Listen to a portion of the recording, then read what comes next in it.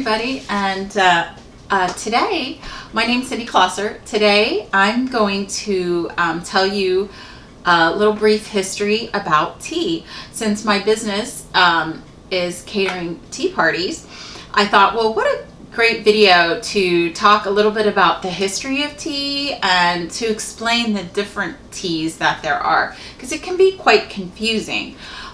So just to start, the history of tea, if you look at it and research it, it's a little murky, kind of like cream and tea.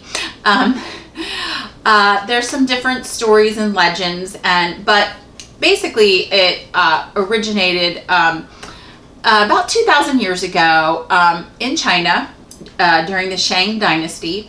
And there is one legend that an emperor there was a decree in the town to boil water, and he was sitting drinking a bowl of hot water, and some leaves blew into his hot water, and it changed the color and the taste, and that's how the tea originated. They started using it first as a medicinal drink in China. Now, tea did not become popular in Britain until about the 17th, between the 17th and 19th centuries.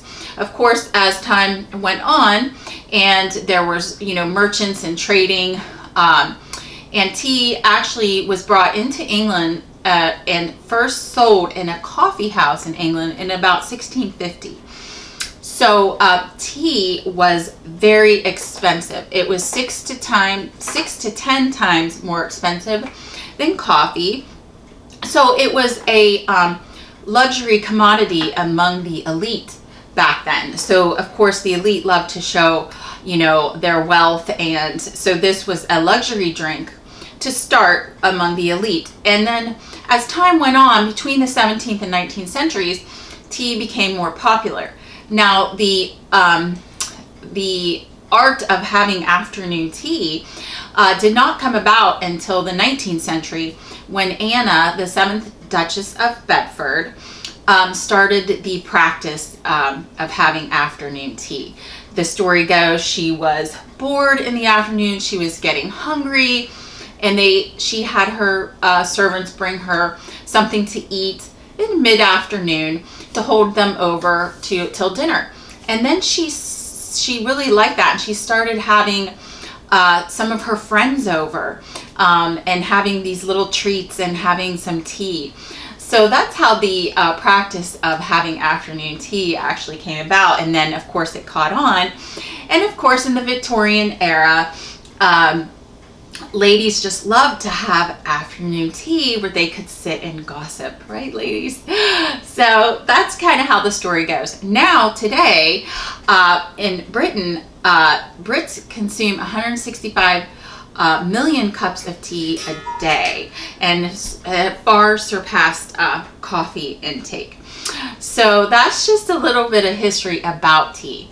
So now I'm going to go and explain to you the difference of the teas, because honestly, before I researched and started drinking tea, it's quite confusing. So there's 6 different bases of tea.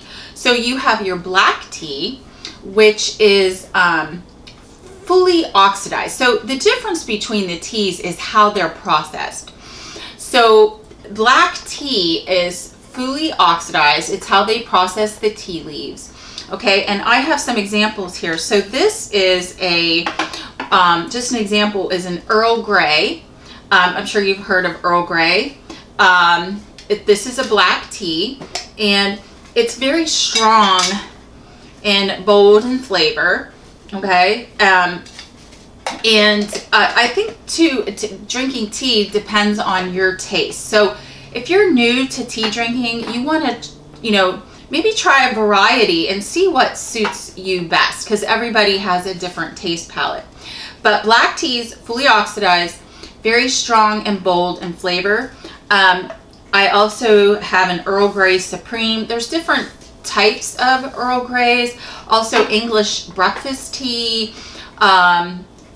Now, this is a Darjeeling. Now, so to explain the difference, so like a Darjeeling in Assam tea, if you've heard of those are just named after the regions in India that the tea leaves are grown in. So a Darjeeling, if you've heard of that, is a black tea. Assam is a black tea. You also have Ceylon tea. Now that is from Sri Lanka. So some of the teas are named, oh, it smells delicious, are named after the regions that they are grown in. So these are just a few examples. And if you hear of an English or Irish breakfast tea, those are black teas as well. Lady Grey tea are black teas. And just a little tidbit of history, Earl Grey tea was Queen Victoria's favorite tea. So, of course, everybody knows I love Queen Victoria and the history of the royals in Britain. So, now, the next tea we have is oolong. It's spelled O-O-L-O-N-G, oolong. Now, this is between black tea and a white tea. It is what's called semi-oxidized. Again, it goes back to that processing. So, this is a Formosa oolong, okay? And they have different types of oolong teas. Okay, then you have your white tea, which today I don't have an example of white tea, but it's the least oxidized. It's not processed at all, so it's very light in flavor, a little on the sweet side. So if you don't like the dark, bolder teas, a white tea might be best for you, or even try an oolong. It's kind of in between black and a white tea. So then you have your green tea. Of course, everybody, I think, have heard of green tea. It's harvested in China. We love green tea. There's a matcha tea and essentia. The matcha is kind of, it's not my taste. It's a little grassy tasting. I'm sure you've all seen some matcha teas and things like that in Starbucks and some of the popular coffee houses being used. But just plain green tea has really some health benefits to it as well. So this is really good. And also chai tea is a black tea. Forgot to mention that. Chai tea is a black tea that is has herbs and spices in it, and then you mix milk to make it creamy. So chai tea is a creamy tea. If you also see that out in some coffee and tea houses, but that's a black tea base. Okay, this is green tea, and then you have all your herbal teas. Now I have a little packet here of wild berries. I have a couple different herbal teas, like there's chamomile, your berries, you know, if you ever heard of like the peach or some of all those different lavender tea, you know, those are all herbal based teas, and they're going to have a fruitier or a little sweeter taste to them. Okay, so that's herbals. And then you have a tea called, if I can pronounce this right, rooibos. It's spelled R-O-O-I-B-O-S, rooibos tea. And this is actually naturally decaffeinated, and also maybe called like a red tea, but it's very good. And so those are just some of the different teas. Again, there's also a white tea, which I don't have here. But I think just try, you know, a different tea and see what works for you, because everybody has a different taste palette. So just to recap, you know, it just all depends on how the tea's processed. There are several different names to tea, but it'll tell you, you know, what the base is. You know, if you pick up a tea and you're not sure, it will say an herbal tea, or this tea is a black base, or a rooibos. White tea is just white tea, and then green tea. So it'll tell you the base, and then just try some different brands and different types of tea and see what works best for you.